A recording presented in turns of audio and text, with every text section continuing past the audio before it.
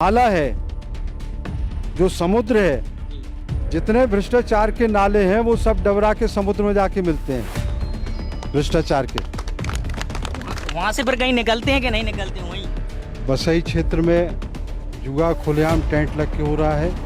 कटीली में आसपास जानकारी ले लें आप, यहाँ भी एक बहुत बड़ा टेंट लग के जुआ हो रहा है।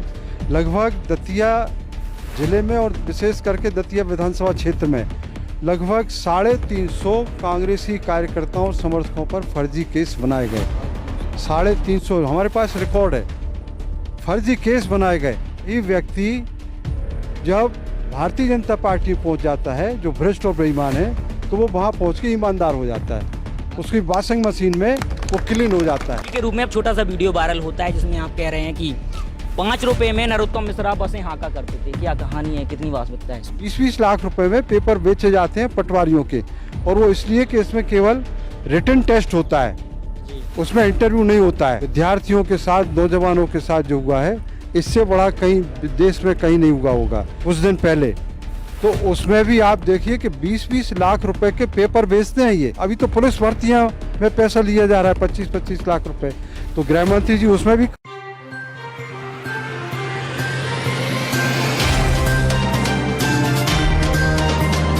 नमस्ते, मेरा नाम है धर्मेंद्र, आप देख रहे हैं न्यूज़ तंत्र। मध्य प्रदेश चुनाव का बिगुल फूंक चुका है और जो भी दावेदार निकल के सामने आ रहे हैं वो जनता के बीच जाने लगे हैं।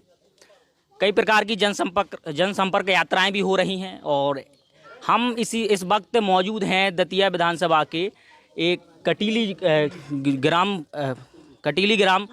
में हम मौजूद हैं। और जो हमारे साथ मौजूद हैं राजेंद्र भारती जी, पूर्व विधायक रहे हैं दतिया से और पुराना इतिहास रहा है। इनके पिताजी कांग्रेस के अच्छे नेता रहे हैं और स्वतंत्रता सेनानी रहे हैं। इनसे हम चर्चा करेंगे कि अभी मौजूदा समय में क्या हालत है पूरे दतिया शहर की और दतिया विधानसभा, क्योंकि दतिया विधानसभा में कुछ ग्रामीण क्षेत्र भी आता है। तो पहले भारती जी, आपका बहुत बहुत स्वागत है। धन्यवाद आपको। हम दतिया शहर से शुरू करते हैं, ठीक है, क्योंकि बहुत बड़े बड़े वादे किए गए, सरकार द्वारा किए गए। अब गृह जनपद की आपकी बात करें तो वो जिसकी जिम्मेदारी पे जो सौंपा गया है वो भी बहुत बड़े बड़े वादे करते हैं। क्या मौजूदा हालात हैं?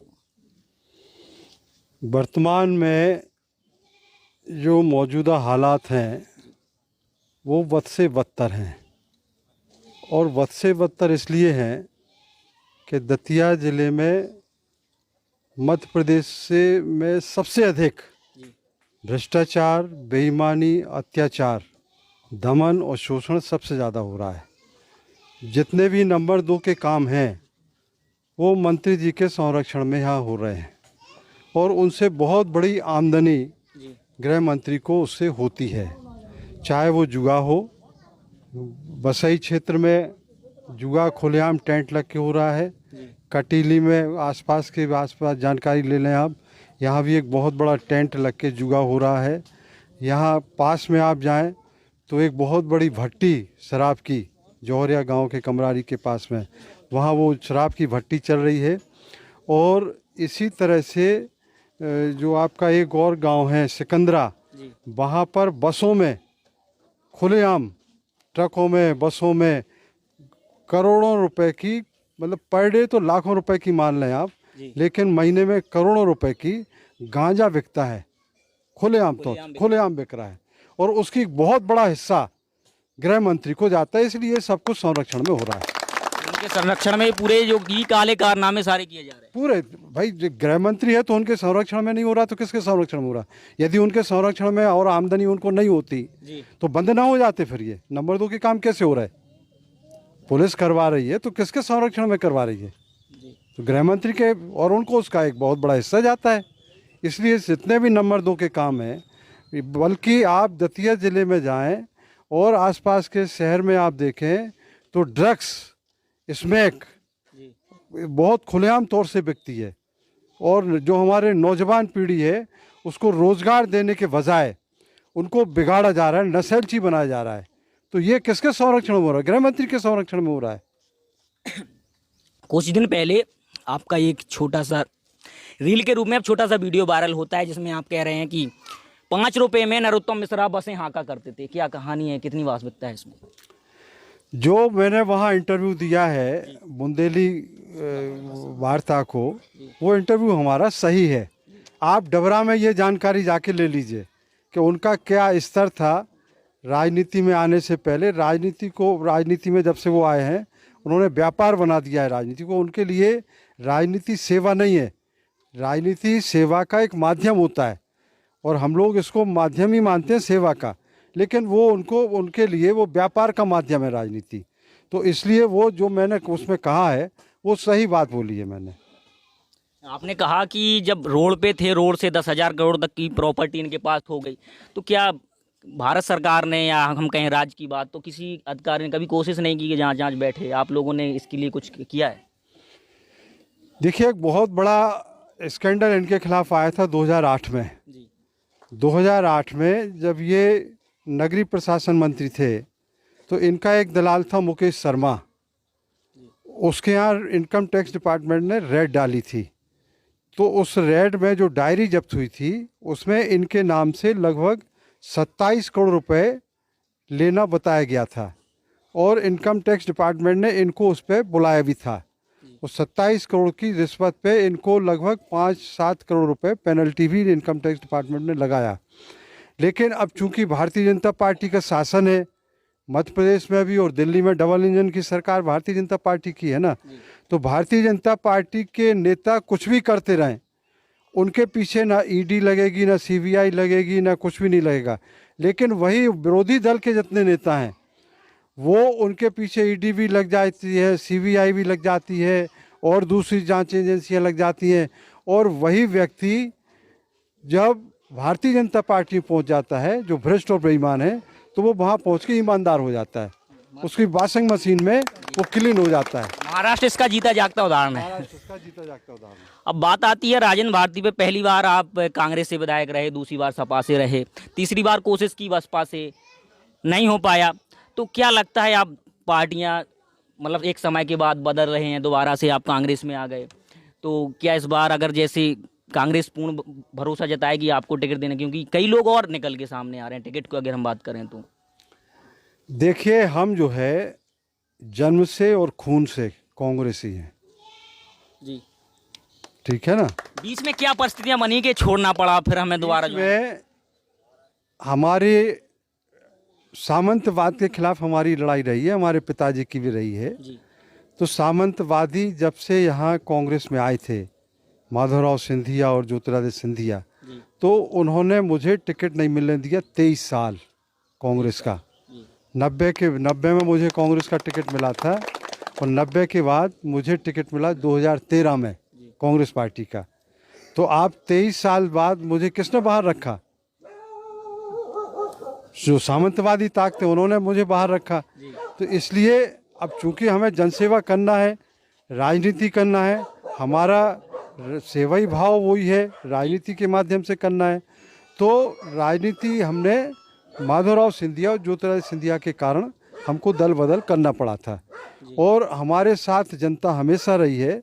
इसीलिए सपा से जब हम चुनाव लड़े तो हम जीते, बसपा से हम चुनाव लड़े तो दूसरे नंबर पर रहे, कांग्रेस तीसरे नंबर पर थी। उसमें 1998 में कांग्रेस की जमानत जब्त हो गई थी। तो जनता हमारे साथ रहती है और कांग्रेसी कार्यकर्ता हमारे साथ रहते हैं। नेता भले ही छोड़ दें आप, लेकिन कांग्रेसी कार्यकर्ता और जनता हमारे साथ रहती है। इसलिए राजनीति में हम आज भी मौजूद हैं, हमारी उपस्थिति दर्ज होती है। हमारे बगैर, जनता के बगैर राजनीति नहीं हो सकती। नेता कुछ नहीं करते, राजनीति में जनता सर्वोपरि होती है।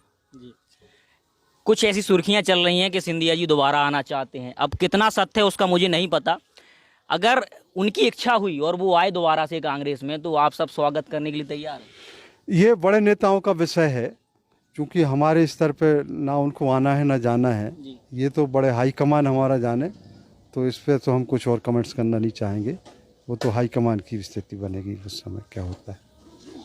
तो जैसे आप गांव दर गांव जा रहे हैं, शहर में भी घूम रहे हैं, क्या आंकड़े निकल के सामने आ रहे, कैसा रिस्पॉन्स मिल रहा है जनता का? देखिए, पहले भी 2018 में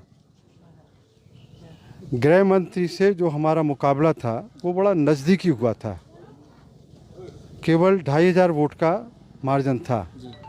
ग्रामीण क्षेत्र की जनता ने मुझे पूरा आशीर्वाद दिया था और ग्रामीण क्षेत्र से कोई ऐसा क्षेत्र नहीं है, इक्का दुक्का क्षेत्र आप छोड़ दें ग्रामीण क्षेत्रों के, बाकी हम वहाँ से जीते थे, चाहे कटीली हो या और आसपास की और भी पोलिंग बूथ हो, सबसे हम जीते हैं।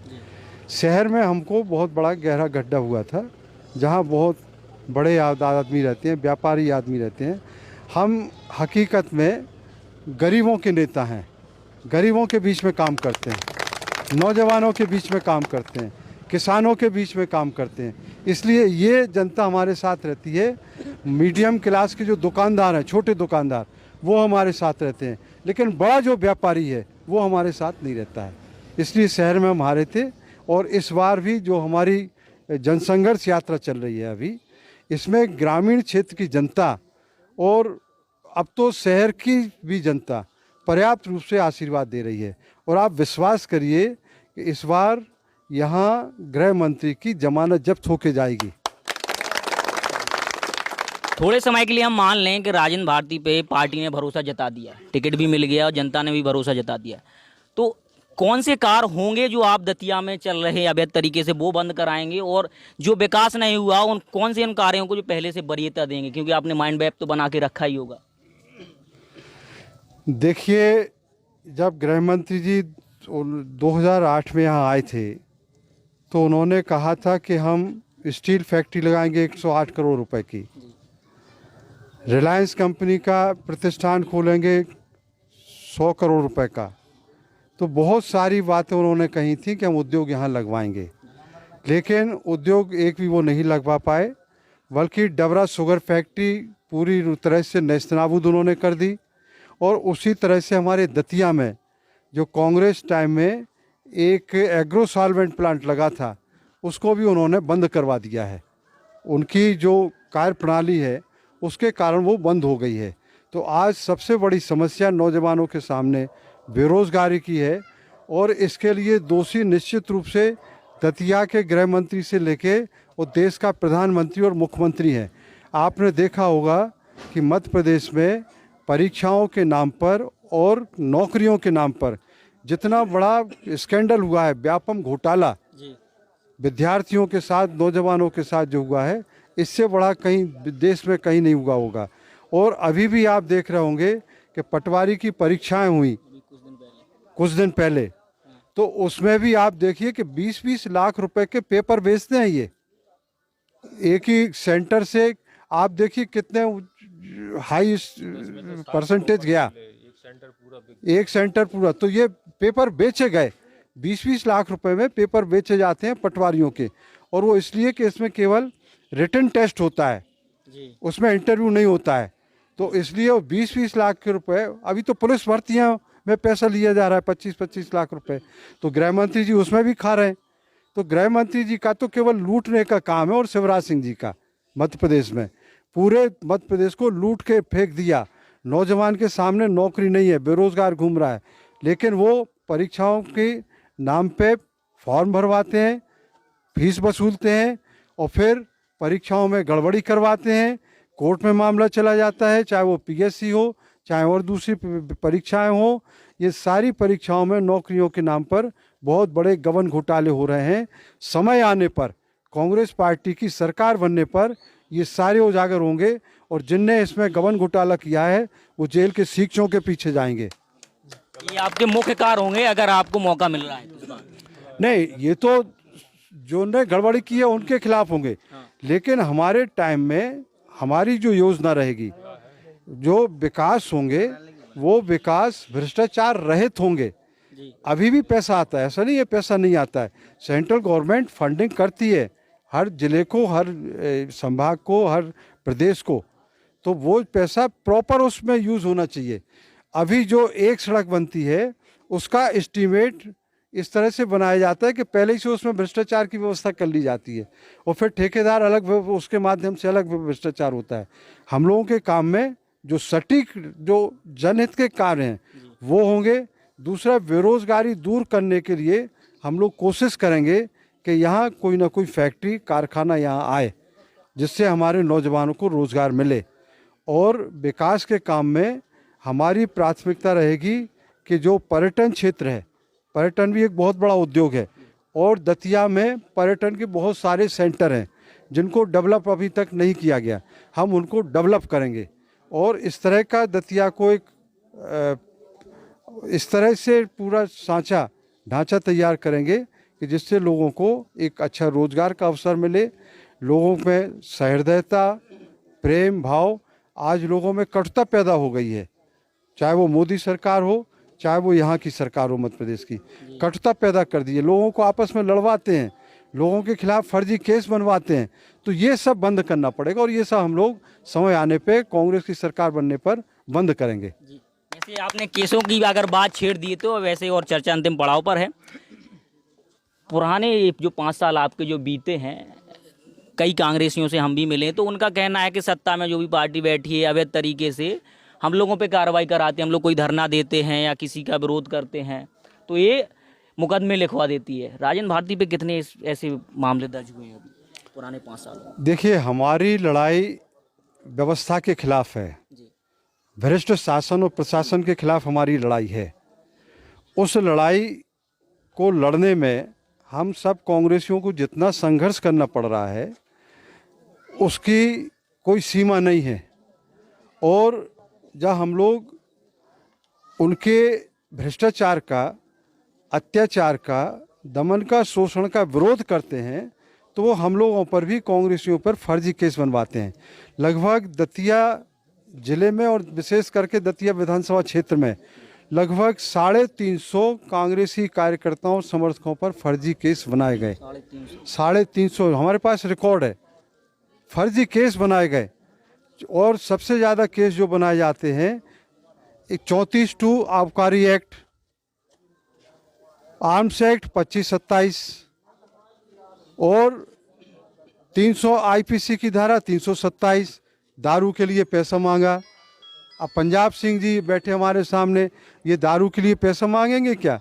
लेकिन किसी के ऊपर भी फर्जी केस बनाना है तो फलाने बीजेपी का कार्यकर्ता से कह दिया रिपोर्ट डाल दो पंजाब सिंह के खिलाफ, इनने दारू के लिए पैसा मांगा। तो IPC की धारा 327, किसी को पकड़ना है, फर्जी केस बनाना है, आर्म्स एक्ट की धारा 25-27, और किसी के ऊपर बड़ा केस बनाना है तो उसके ऊपर आबकारी एक्ट की धारा 34(2). ये आप देखना पूरे जिले में ये धाराओं का दुरुपयोग। अब इतनी दारू क्या पुलिस के पास मिल जाएगी? टनों जो उन्होंने 34(2) में जो उन्होंने की है कार्रवाई, क्या उनको क्विंटलों में 25-27 आर्म्स एक्ट में जो कट्टे जब्त किए अवैध हथियार, क्या वो मिलेंगे क्विंटलों में? क्या उनके पास नहीं मिलेंगे? लेकिन वो तो यदि कोई जांच कर ले, उनका फिजिकल वेरिफिकेशन कर ले तो इतनी दारू कहाँ गई टनों में, कहाँ गई क्विंटलों में 25-27 आर्म्स एक्ट के कट्टे? तो ये सब फर्जी केस हैं। जहाँ तक हमारा सवाल है तो हम पर, हमारे परिवार पर, हमारे भाइयों पर, हमारी भाइयों की बहुओं पर लगभग 13 केस लगे हैं, जिससे मुझे भी जेल जाना पड़ा है। और अभी 2 केस हमारे ऊपर और लगे हुए हैं जिनमें हम फरार हैं और कभी भी हम गिरफ्तार हो सकते हैं। मंत्री जी को हम चैलेंज कर रहे हैं कि वो हमें गिरफ्तार करें, लेकिन हम जनता की लड़ाई लड़ना थोड़ी छोड़ देंगे। हमारे तो सब लगभग हमारा 100 करोड़ रुपए का नुकसान है, पूरे काम धंधे जमीन का। और इस टेंशन में 2 भाई हमारे छोटे भाइयों का देहांत हो गया। इससे बड़ी बात क्या हो सकती है? लेकिन हम जनता की लड़ाई लड़ना नहीं छोड़ रहे, वो हम लड़ाई लड़ते रहेंगे जनता की, चाहे हमारा कितना भी नुकसान हो जाए। और समझौता तो हम चाहे थे, मंत्री जी हमसे चाह रहे थे, जो हमने पेड न्यूज़ केस उनके खिलाफ सुप्रीम कोर्ट में चल रहा है, उसमें बहुत खबरें आई हमारे पास कि समझौता कर लो हमसे। जो फर्जी शपथ पत्र का केस उनके ऊपर जौनपुर हाई कोर्ट में चला रहे हैं, उसमें सब खबरें आई, लेकिन हमने समझौता नहीं किया। हम जनता की लड़ाई लड़ेंगे और लड़ते रहेंगे। एक अंतिम सवाल है, मध्य प्रदेश पुलिस पे क्या है कि आरोप लग रहे हैं कि जो हत्याएं हो रही हैं उनको दुर्घटनाओं का रूप दे रही है पुलिस। आप तक भी जानकारी पहुंची होगी, क्या सोचते हैं इस बारे में? पुलिस के अजीबोगरीब काम हैं और मध्य प्रदेश में इन कामों को तो देख के दुनिया के 7 आश्चर्य हैं ना, और 8वां आश्चर्य अपना ताजमहल है। लेकिन मध्य प्रदेश में और खास करके विशेषकर दतिया में आपको नौवां आश्चर्य मिलता रहेगा पुलिस की कार्यप्रणाली को देख के। आपने जो कहा है वो सही है, यथार्थ है। पुलिस दुर्घटना दिखाती है, कोई हत्या कोई हो जाए, कोई इस तरह के सस्पेक्टेड मर्डर हो जाए, सस्पेक्टेड से मृत्यु हो जाए, उनको पुलिस पानी फेरने का काम करती है। और दोनों पार्टियों से अवैध वसूली होती है जो गृह मंत्री के पास जाती है। हर इसका काम का लिंक वहीं से होता है। नहीं, पूरा जो भ्रष्टाचार के नाला है, जो समुद्र है, जी जितने भ्रष्टाचार के नाले हैं वो सब डबरा के समुद्र में जाके मिलते हैं भ्रष्टाचार के। वहां से फिर कहीं निकलते हैं कि नहीं निकलते हैं वहीं?